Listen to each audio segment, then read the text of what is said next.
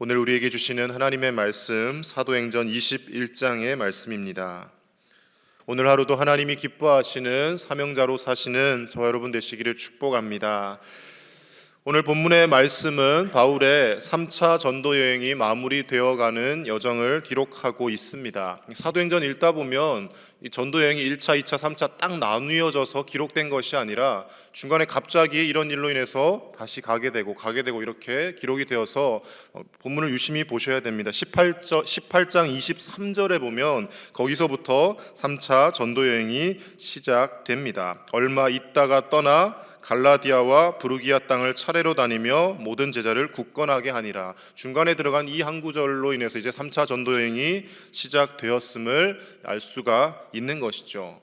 3차 전도 여행은 말 그대로 1차, 2차 때 다녔던 곳을 다시 방문하며 그들이 신앙생활을 열심히 잘 하고 있는지 가서 확인도 하고 그리고 격려도 하고 중간중간에 편지를 주고받으며 또는 여러 가지 문제점이 있다는 것이 들려졌을 때 그것들을 가서 이제 지적하고 바르게 신앙생활하도록 이끌어주는 그런 작업을 하는 것이 3차 전도 여행이었습니다. 다 마무리하고 이제 다시 예루살렘으로 가려고 하는 중인 거죠. 그리고 예루살렘에 가서 예루살렘 교회 지도자들에게 선교 여행에 대한 보고를 하고 함께 은혜를 나누려고 합니다. 그런데 오늘 21장 말씀을 읽어보셔서 아시겠지만 바울의 제자들과 수많은 동역자들이 눈물을 흘리며 제발 예루살렘으로 가지 말라고 말리고 있는 상황입니다. 왜 말릴까요? 그곳에 가면 고난이 기다리고 있다는 것을 여러 사람들이 성령의 감동으로 그것을 알게 되었기 때문입니다. 근데 바울이 그 만류를 듣지 않습니다. 끝끝내 예루살렘을 향해서 뚜벅뚜벅 갑니다. 말씀을 읽다 보면 좀 의아한 것이 발견되어집니다. 바울의 제자들도 성령의 감동이라는 표현을 쓰고요. 바울은 바울 자신대로 나름의 또 성령의 감동을 받아서 사명을 완수하려고 가고 있는 모습을 보게 됩니다. 그렇다면 같은 성령께서 분명히 감동을 주셨을 텐데 왜 이토록 상반된 반응들이 나왔겠습니까? 하나님의 뜻을 온전히 분별하는 사람이 될 수 있어야 함을 오늘 말씀을 통해 우리는 볼 수가 있습니다. 기도를 하다 보면요, 하나님께서 이런저런 많은 감동들을 주실 때가 있습니다. 그런데 그것을 계속해서 기도하는 작업을 거쳐서 정말로 하나님의 뜻이 이것인지 아닌지를 우리는 끊임없이 분별할 수 있어야 합니다. 바울은 사명자로 하나님 앞에 부름받은 이후에 하나님 앞에 늘 기도하며 자신이 받은 사명의 모든 초점을 맞추며 살았습니다. 그런데 우리는 신앙생활을 하면서 그것이 잘 되지 않습니다.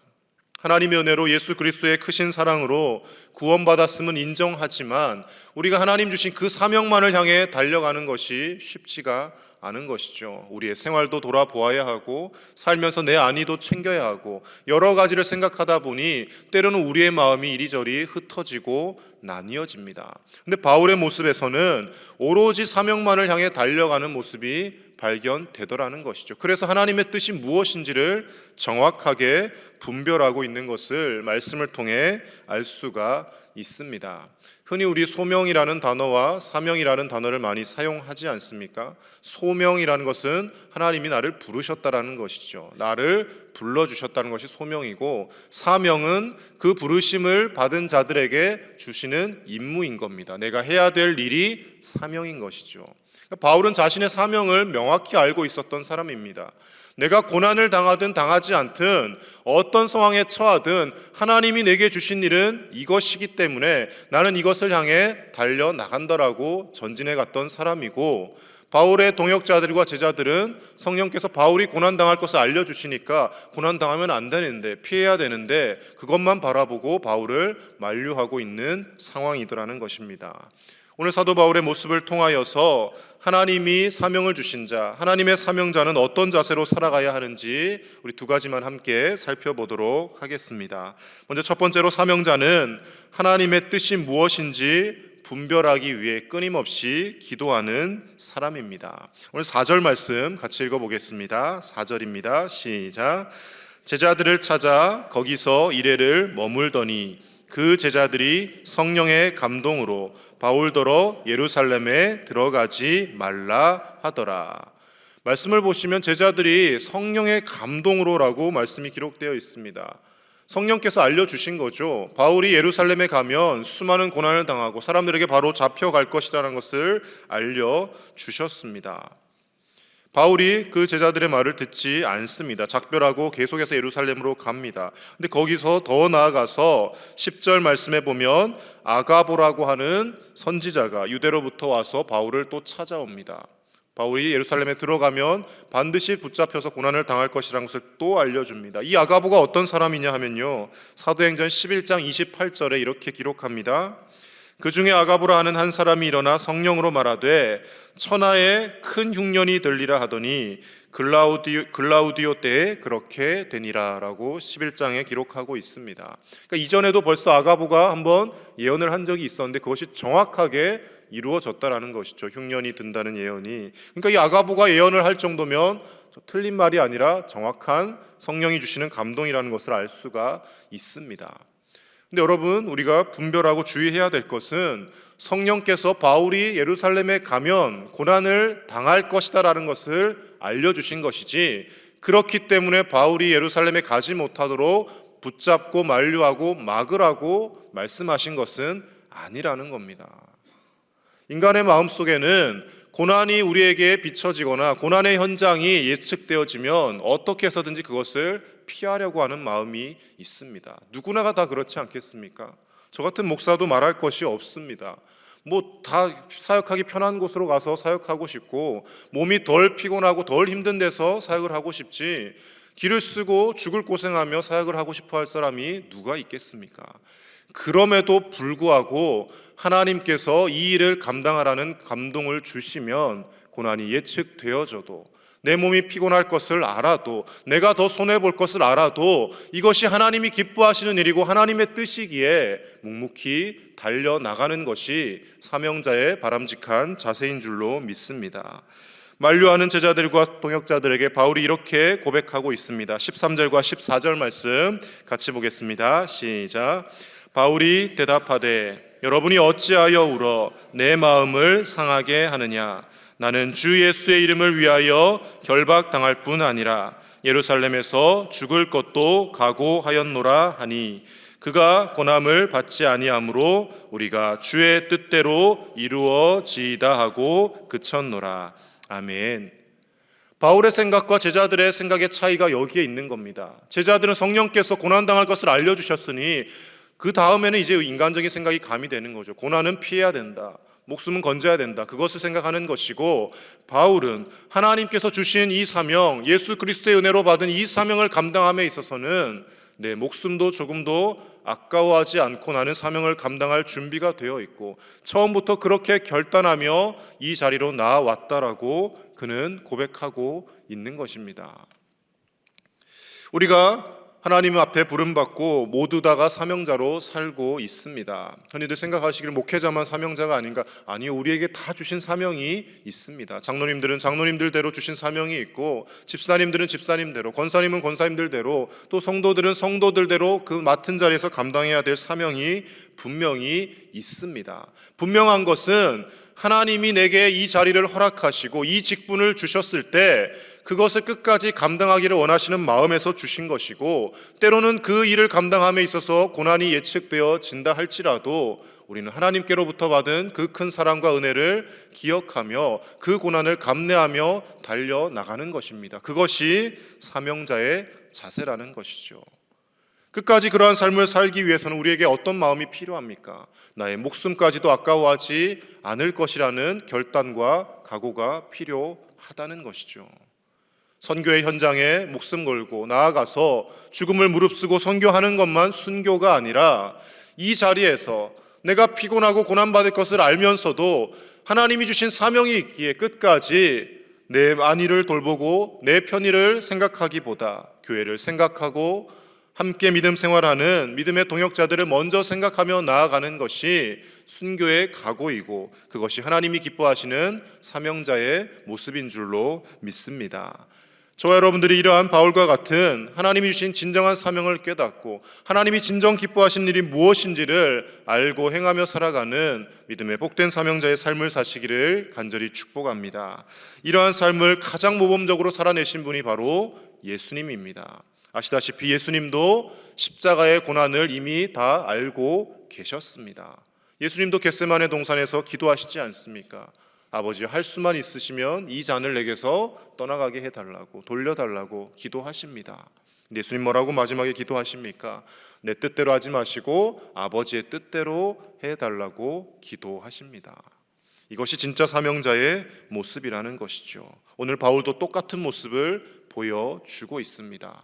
내가 죽는 한이 있더라도, 내가 고통을 당하는 한이 있더라도 하나님의 영광이 드러난다면, 하나님이 이것을 내게 원하시고 기뻐하신다면 나는 그 길을 걸어가겠습니다. 바울이 고백하고 있다는 것입니다. 사랑하는 우리 제일의 가족 여러분, 우리가 믿음 생활하며 광양제일교회라는 한 믿음 공동체 안에서 살아갈 때 여러 가지 쉽지 않은 일들이 분명히 있습니다. 내가 이 고생을 하려고 직분을 받았나? 내가 이렇게 피곤하게 살려고 교회 중직으로 부름받았나? 여러 가지 생각들이 들 수가 있을 것입니다. 그러나 기억하시기를 바랍니다. 우리가 고통스럽고 고난을 당하면 당할수록 하나님께서 우리를 더 기쁜 눈으로 바라보고 계시고, 하나님이 그 고난의 현장에 우리만 내버려 두시는 것이 아니라 우리를 걱정해주고 함께 기도해주고 함께 마음 써줄 많은 동역자들도 붙여주셨다라는 것을 기억하며 함께 기도하는 가운데 묵묵히 고난의 현장에 있다 할지라도 받은 사명을 끝까지 감당하는 저와 여러분들의 삶이 되실 수 있기를 예수님의 이름으로 간절히 축복합니다. 두 번째로, 사명자는 복음의 증거를 위해 자신의 사고를 유연하게 바꿀 수 있는 사람입니다. 17절 말씀해 보시면 바울이 드디어 예루살렘에 도착을 하였습니다. 도착하자마자 잡혀간 것이 아닙니다. 그곳에 와서 야고보를 만나고 예루살렘 교회 장로들과 지도자들을 만나서 3차 전도 여행 가운데 있었던 모든 은혜들을 함께 나눕니다. 함께 기뻐하고 즐거워하는 것이죠. 그런데 한 사건이 발생합니다. 거기서 유대인들이, 수많은 사람들이, 예수님을 믿는 사람들이 있는데 유대인들은 아직도 이 율법에 대해서 완전히 자유하지를 못한 가운데 있습니다. 그래서 예루살렘 교회 지도자들이 바울과 이렇게 이야기를 하는 것이죠. 바울이 율법을 등한시한 것이 아니라 예수 그리스도의 십자가가 가장 중요한 것이기에 율법에 매여서 할례를 받지 않으면 구원받지 못한다라고 주장하는 것이 틀렸다라고 한 것이고, 율법을 지키지 않으면 구원받지 못한다라고 한 것을 틀렸다고 지적한 것이지, 바울이 단 한 번도 율법을 지키지 말아야 된다라고 이야기한 적은 없습니다. 그래서 심지어 로마서의 말씀에서도 사랑은 모든 율법의 완성이다라고 표현합니다. 예수님께서도 마지막 세 계명이라고 주시면서 서로 사랑하라고 이 계명을 주십니다. 하나님 사랑하고 형제들 간에, 이웃들 간에 서로 사랑하는 것, 모든 율법의 계명을 압축하면 이것으로 요약된다라고 알려주신 것이죠. 율법의 본질을 알고 지켜야 된다라고 이야기하는 것인데, 유대인들은, 열심히 있는 유대인들은 바울을 핍박하며 끊임없이 모함을 하는 것이죠. 바울은 율법을 폐기하려고 하는 사람이다. 하나님이 주신 그 십계명을 자기 마음대로 어기도록 종용하는 사람이다. 그렇게 바울을 모함한 것이죠. 그래서 예루살렘 지도자들이 바울에게 이야기합니다. 여기 서원한 사람들이 있는데 정결 예식에 따라 일정 기간 동안 결례를 행하게 되어 있다. 바울에게 와서 이것을 함께 행하고 그들에게 당신이 율법을 폐기하려고 하는 사람이 아니다라는 것을 보여주자라고 제안을 하는 것입니다. 그래서 그 말씀이 기록되어 있는 것이죠. 24절에서 26절 말씀 우리 같이 읽어보겠습니다. 시작. 그들을 데리고 함께 결례를 행하고 그들을 위하여 비용을 내어 머리를 깎게 하라. 그러면 모든 사람이 그대에 대하여 들은 것이 사실이 아니고 그대도 율법을 지켜 행하는 줄로 알 것이라. 주를 믿는 이방인에게는 우리가 우상의 제물과 피와 목매어 죽인 것과 음행을 피할 것을 결의하고 편지하였느니라 하니, 바울이 이 사람들을 데리고 이튿날 그들과 함께 결례를 행하고 성전에 들어가서 각 사람을 위하여 제사 드릴 때까지의 결례 기간이 만기된 것을 신고하니라. 아멘. 여기서 두 가지 지금 모습이 대조되지 않습니까? 유대인들에게는 함께 결례를 행해서 율법을 지키는 사람이라는 것을 보여주고, 그리고 이방인들에게는 율법에 매이지 말고 목매어 죽인 것과 음행을 피한 것, 우상의 제물 먹지 않는 것, 이 정도까지 하는 것을 보여주고, 선교의 전략에 따라서 사람들이 받아들일 수 있도록 유연한 사고를 가지고 그들에게 다가갈 것을 권면하고, 바울이 그 충고를 받아들여서 그렇게 행하고 있더라는 것입니다. 사명자로 살아가는 사람들은 사고를 유연하게 가질 수 있어야 합니다. 일이 아니면 다 틀렸다라고 생각하며 2라고 주장하는 사람, 3이라고 주장하는 사람들을 무조건 정죄하기만 한다면 복음이 전해지는 것에 심각한 장애가 생길 것입니다. 선교의 현장에 맞추어서, 그리고 내가 전도해야 될 그 상황에 맞추어서 본질이 아니라면 비본질적인 것에는 자유를 허락할 수 있는 유연한 사고를 가져야 한다는 것입니다. 그리고 상황과 형편에 맞도록 하나님이 진짜 원하시는 것이 무엇인지를, 그 진리를 바르게 해석하여서 전할 의무가 있는 것이죠. 예를 들면 이런 것이 있습니다. 여러분, 외국에서, 미국이나 유럽에서 사람들이 술을 마시는 것을 별로 그렇게 이상하게 쳐다보지 않습니다. 심지어 가톨릭에서는 신부님들도 포도주를 놔두고 자주 마십니다. 그리고 외국에서 사람들 다 술을 마시죠. 오늘날 한국 교회도 이제 술 먹는 것에 대해서 그렇게 크게 정죄하지 않는 사람들도 있습니다. 거기서 술을 마신다고, 교회를 다니는 사람이 술을 마신다고 해서 아무도 마음에 거리낄 것이 없습니다. 근데 여러분, 한국 교회라는 특수한 상황이 있지 않습니까? 만약 제가 오늘 설교하러 나와서 어젯밤에 술을 좀 많이 마셔서 속이 쓰립니다, 여러분 하고 설교를 시작한다면 이 자리에서 은혜 받을 분이 몇 분이나 되시겠습니까? 술을 어제 마셨다는 게 아닙니다. 또 오해하시면 안 됩니다. 상황의 특수성이 있다라는 것이죠. 이방인들에게는 그들이 그 율법을 바라볼 때 이것은 너무나 큰 올무가 되어서 이걸 어떻게 지킬 수 있느냐, 감당하지 못할 짐이라는 겁니다. 그들에겐 자유를 주고 예수 그리스도의 십자가의 복음을 전하는 것이고, 유대인들은 율법을 지켜온 사람들입니다. 그리고 그 율법을 포기할 수 없습니다. 함께 율법을 지키며, 그러나 이 율법이 전부가 아니라 예수님의 십자가와 부활과 그리고 다시 오심과 성령님이 임하신 것, 이것이 복음의 핵심이다라는 것을 전하고 있는 것입니다. 교회에서 많은 분들과 함께 사역을 하다 보면 서로 의견과 생각이 충돌될 때가 있습니다. 일전에도 제가 설교할 때 말씀을 드렸지만 한 분 한 분 말씀을 들어보면 틀린 말을 하는 분은 아무도 없습니다. 다 잘해보자고 싸우는 것이고, 다 잘해보자고 하다 보니 다툼이 일어납니다. 그 가운데 필요한 것이 무엇이겠습니까? 내 생각을 조금은 내려놓고 내 말만 하기보다는 다른 사람의 말을 한 번 더 들어주고, 그렇게 서로 화합하며 화평을 깨지 않도록 하려고 하는 데서 복음의 진정한 열매가 맺어지고 성령의 열매들이 맺어지게 될 줄로 믿습니다. 오늘 하루도 하나님이 기뻐하시는 사명자로 살기 위하여 우리의 안위와 우리의 편의를 바라보며 살아가는 것이 아니라 하나님이 내게 주신 인생의 목적이 무엇인지를 분명하게 분별하고 그 길로 달려나가시기를 바라며, 그리고 때로는 나와 생각이 다른 사람들, 나와 의견이 다른 사람들을 수용할 줄 알고 그들에게 복음의 본질을 훼손하지 않는 한 내 생각을 내려놓고 그들의 말을 들어줄 줄 아는 유연한 사고를 가진 복된 사명자로 사는 저와 여러분 되시기를 예수님의 이름으로 간절히 축복합니다. 함께 기도하겠습니다. 이 시간 함께 기도하실 때 우리의 안위보다 하나님의 뜻을 우선하는 참된 사명자로 살게 하여 주옵소서. 이 시간 기도하시고, 우리가 경직된 사고로 살아가는 것이 아니라 본질 아닌 것에는 자유하며 복음의 증거를 위하여서 때로는 나의 신념과 생각도 잠시 내려놓을 수 있는 그런 사명자로 살게 해달라고 함께 기도했으면 좋겠습니다. 그리고 이번 주 금요일부터 정교인 부흥회가 시작됩니다. 강사로 오시는 김동호 목사님 영육을 강건하게 붙잡아 주시고, 또 부흥회를 앞두고 여러 가지 상황들, 부흥회에 참석할 수 없는 상황들 생기지 않도록 사모하며, 이 자리를 꼭 사모하며 나올 수 있도록 하나님께서 여건을 허락해 달라고 시간 우리 함께 기도하며 나가겠습니다. 하나님 아버지 감사합니다. 오늘도 하나님의 말씀 들으며 기도하며 찬양하며 이 하루를 시작하게 하시니 감사를 드립니다.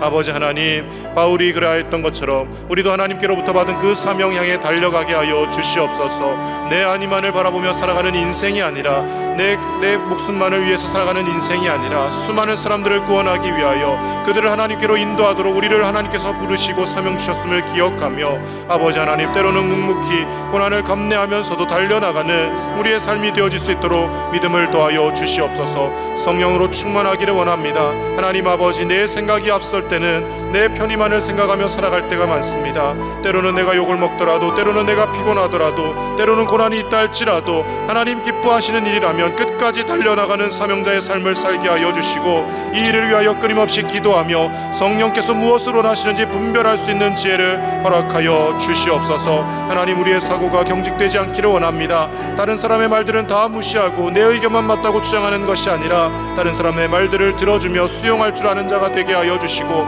복음을 증거하기 위하여서 아버지 하나님, 본질이 아닌 것에는 자유할 수 있는 우리의 삶이 될 수 있도록 주님 도와 주시옵소서. 하나님, 금요일부터 종교인 부흥회가 시작됩니다. 강사로 오시는 김동호 목사님 붙잡아 주셔서 영육을 강건하게 하여 주시고, 평안 중에 계시오니 하나님, 말씀을 전하시기 부족함이 없도록 성령의 능력으로 채워주시고 세임 더하여 주셔서 귀한 부흥의 시간을 통하여 우리에게 놀라운 변화가 일어나게 하시며 하나님만 섬기며 하나님만 따른 우리의 삶이 될 수 있도록 주님 그 가운데 역사하여 주시옵소서. 하나님, 기도하며 준비하게 하시고 모든 사람들이 함께 참여할 수 있도록 삶의 형편들 주장하여 주시옵소서.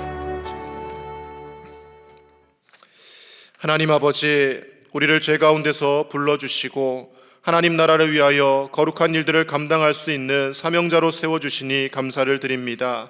하나님의 사역에 동역할 수 있음이 크나큰 영광이고, 하나님께서 우리 같은 부족한 자들을 세우셔서 주의 교회를 세워가게 하신 것이 큰 영광임을 고백합니다. 하나님, 때로는 이 사명을 감당함에 있어서 여러 가지 고난의 시간들과 아픔이 보여진다 할지라도 그것을 두려워하는 인생이 아니라 하나님 기뻐하시는 일이라면 그 고난들 감내하며 묵묵히 달려나갈 수 있는 바울과 같은 믿음을 우리에게도 허락하여 주시옵소서.